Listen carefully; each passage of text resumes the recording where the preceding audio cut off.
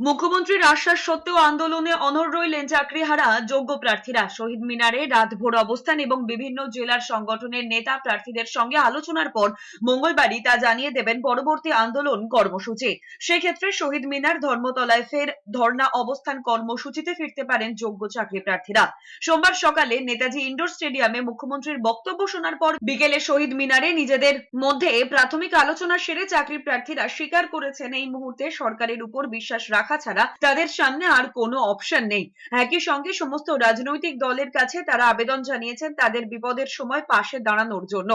তাদের বক্তব্য, যেভাবে ইন্ডোর স্টেডিয়ামে যোগ্য চিহ্নিত করে কুপন বা কার্ড দিয়ে ব্যবস্থা হয়েছিল তাতে স্পষ্ট কারা যোগ্য আর কারা অযোগ্য সেই সম্পর্কে প্রশাসনের কাছে একটি স্পষ্ট ধারণা রয়েছে। আর সেখান থেকেই চাকরি প্রার্থীরা নিজেদের মধ্যে আলোচনা করে আগামী 2-3 দিনের মধ্যে পরবর্তী কর্মসূচি ঠিক করবেন।